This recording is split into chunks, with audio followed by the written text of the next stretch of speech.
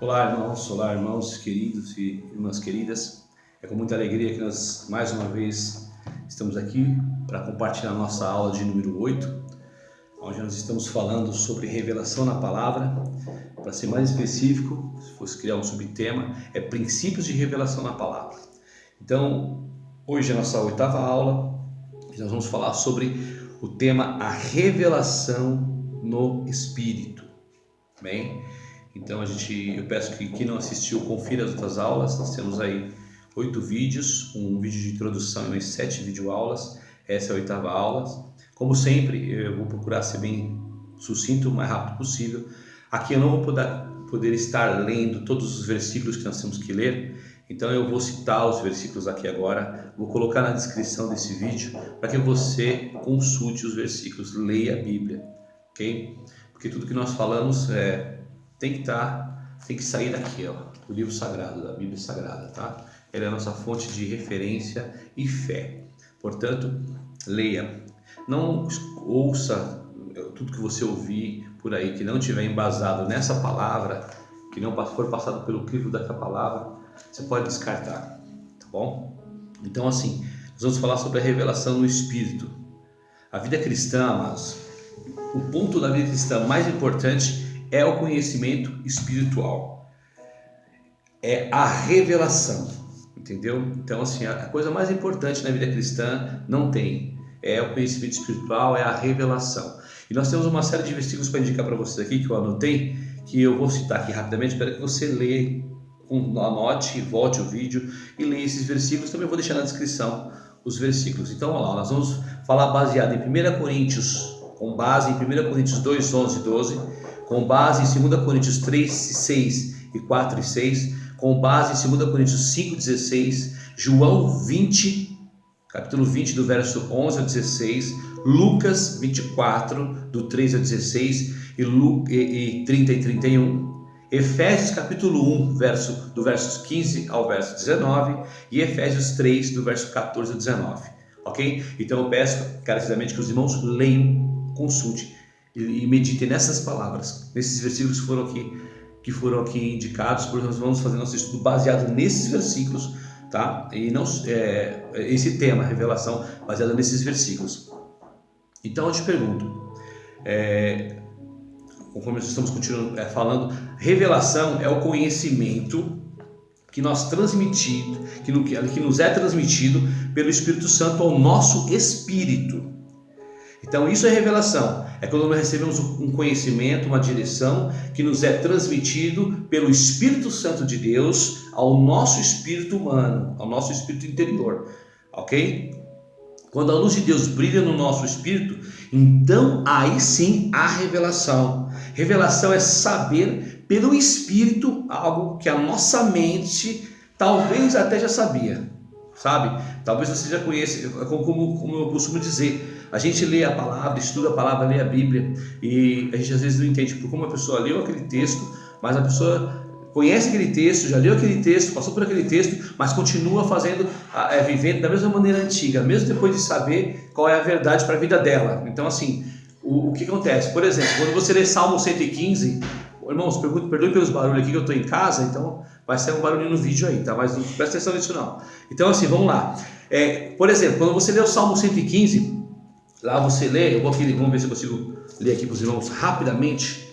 Não quero fazer um vídeo muito longo, para que você não venha se cansar e passar por frente e não ler e não meditar na palavra, porque é a palavra que nos transforma, a palavra que nos liberta, a palavra que nos enche, a palavra que nos guia, a palavra que nos cura, que nos sara, que nos dá conhecimento da causa do Senhor, da pessoa de Cristo. Ele é a palavra, ele é o verbo vivo, tá bom? Vamos lá, o Salmo 115 diz assim, rapidamente aqui,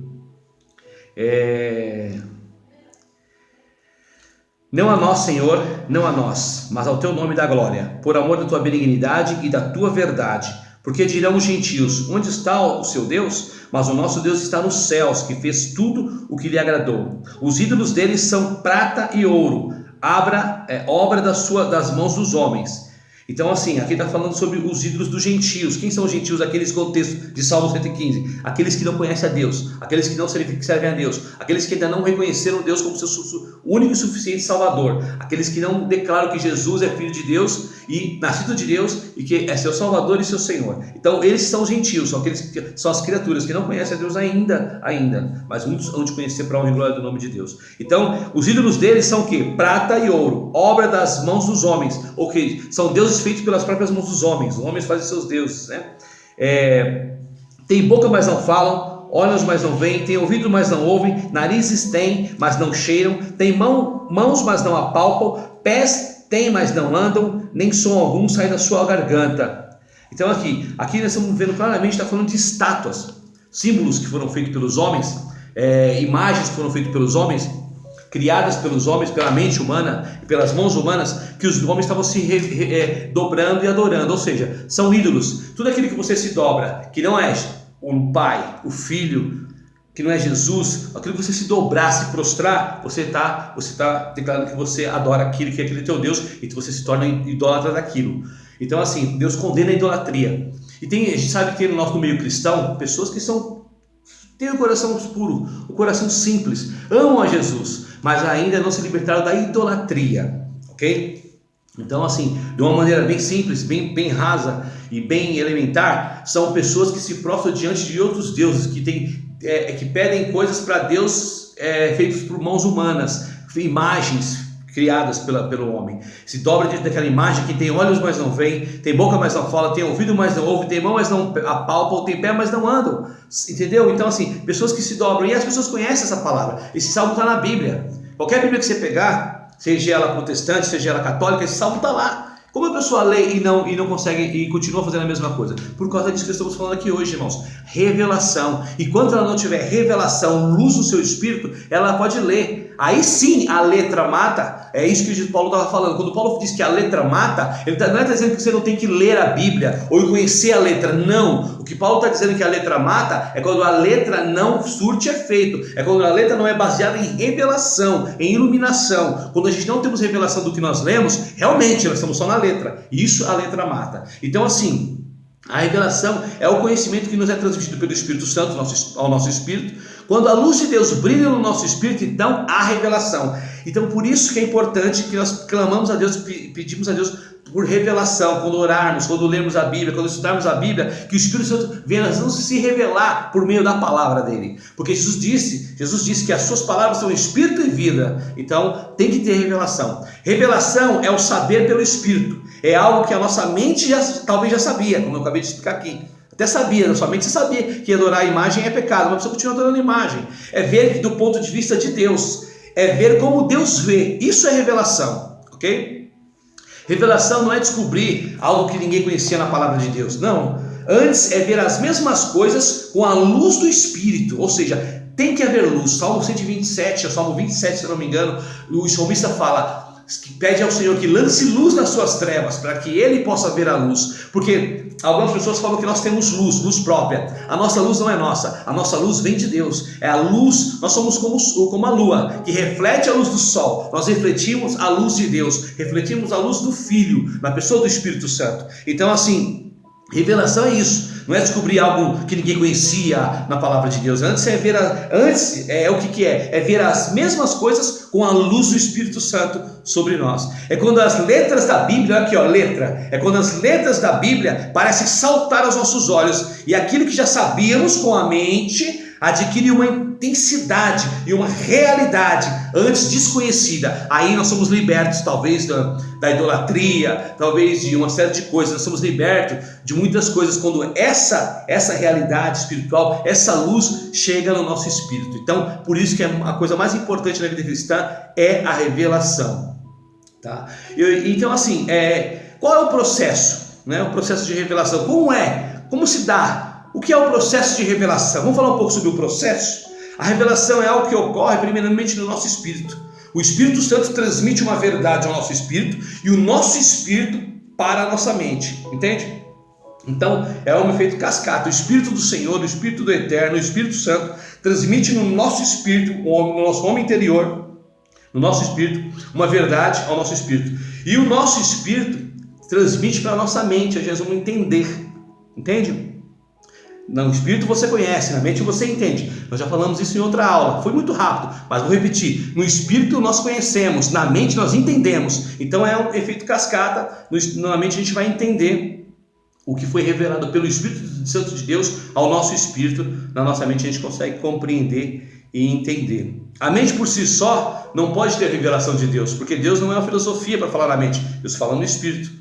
Há uma grande diferença entre conhecimento mental e o conhecimento espiritual. O mero conhecimento mental não tem poder de mudar ninguém, não muda ninguém, de fato. É aí que nós estamos falando sobre letra e espírito. É só o conhecimento da letra, só o conhecimento natural. Esse não muda ninguém. Ele tem o seu valor lá, mas não muda, não transforma, né? Paulo diz que antes ele conhecia Jesus na carne, ou seja, na sua alma, no natural, mas depois passou a conhecê-lo pelo Espírito. 2 Coríntios 5,16. Medite e leia depois, tá? E um tema importante que nós não podemos abrir mão, que nós podemos observar na Bíblia Sagrada, que Paulo sempre tinha o hábito e o costume de fazer, e que nós temos que desenvolver esse hábito em nome de Jesus, é o que? É observar as orações do apóstolo Paulo. O apóstolo Paulo sempre estava orando. E o principal motivo das orações do apóstolo Paulo, e eram orações intercessórias, era para que os irmãos, aqueles que nasceram de novo, que foram regenerados, redimidos, salvos e estavam destinados à glória eterna, é que eles crescessem na revelação, tivessem revelação do pleno conhecimento da verdade, da palavra de Cristo, da obra de Deus, e para que eles pudessem expressar o amor de Deus a todos os seus irmãos e os de fora e todos que viriam. Então a maior preocupação de Paulo era de que os crentes tivessem revelação de Deus, da pessoa de Deus, de quem era Deus. Se observarmos as orações de Paulo nas epístolas, nós veremos que o seu alvo de oração era único. Olha só que interessante isso. Isso é algo para você estudar e procurar se aprofundar. O alvo de oração de Paulo era único. E qual que era? Revelação. Não somente para ele, não somente para os irmãos, mas para toda a igreja. Revelação. A revelação é que traz a mudança. A revelação é que traz a transformação. A revelação é que vai trazer, por meio da revelação, quando a luz de Deus vem para nós, aí nós passamos a enxergar e passamos a mudar as atitudes. Então, tem vários versículos, Efésios, como eu já falei, 1 do 15 ao 19, Efésios 3 do 14 ao 19, depois eu vou deixar nas referências dos vídeos para que você possa estar lendo na sua casa e ler, irmão, leia, não abra mão de ler, tá? Paulo sabia que quando há revelação, naturalmente as pessoas serão transformadas pela ação da palavra de Deus. Espontaneamente a fé se manifestará. A unção e a vida de Deus irão transbordar. Quando há revelação, isso acontece. Quando a revelação de Deus vem, então é o que? Há um crescimento, há discipulado, há maturidade cristã, há missões, há novos líderes. Todo o mais é apenas consequência de termos as nossas vidas impactadas pela luz do Espírito Santo. Olha que poderoso isso. Então tudo que acontece na vida da igreja, todos os ministérios, tudo que é feito quando a revelação de Deus vem. Então, Paulo sabia que quando acontecia isso, o crescimento seria inevitável. Ocorreria discipulado, haveria maturidade cristã, haveria missões cristãs, haveria novos líderes. Tudo mais é apenas consequência de termos as nossas vidas impactadas pela luz do Espírito Santo, que é a revelação. O ponto central de todo o Novo Testamento, irmãos, o ponto central do Novo Testamento é Cristo. É a pessoa de Cristo. É Cristo em nós, a esperança da glória. Mas não apenas Cristo, mas Cristo dentro de nós, Cristo em nós, Cristo habitando em nosso espírito. O que tem valor é conhecermos a Cristo por revelação em nosso espírito. Se possuirmos revelação de Cristo, todas as áreas da nossa vida serão completamente afetadas e transformadas quando nós conhecemos a pessoa de Cristo. Isso vai acontecer inevitavelmente, indubitavelmente, na minha, na sua, nas nossas vidas. Amém? Então esse foi o vídeo de hoje, irmãos. Demorou aqui um tempo maior do que eu imaginava. Esse assunto é muito vasto, é muito grande, é de suma importância para a vida cristã. Então eu vou deixar aqui na descrição dos vídeos os versículos que foi citado aqui, para tirar com base nessa aula. É importante, irmãos, que você entenda que a revelação do Espírito na vida cristã é o ponto mais importante, é o conhecimento espiritual, é a revelação. Sem ela, a gente é cego, a gente continua talvez carregando a Bíblia debaixo do braço, talvez se levando o nome de crente, de cristão e vivendo da mesma forma e não tendo mudança nenhuma em nossas vidas. Então, oremos para que o Senhor nos dê revelação, para que o Senhor me dê revelação, aumente a revelação, para que nós possamos ser homens e mulheres, cristãos e cristãs pleno e pleno também pleno em Cristo e pleno no conhecimento da verdade de Cristo, em amor, para que nós possamos manifestar a luz de Deus aos que estão ao nosso redor, e oro para que o Senhor possa fazer isso na minha vida, na sua vida, na vida de todos os que vão assistir e acompanhar essas aulas. Nós estamos na 8ª aula. Que Deus abençoe a todos no nome do Senhor Jesus. Amém.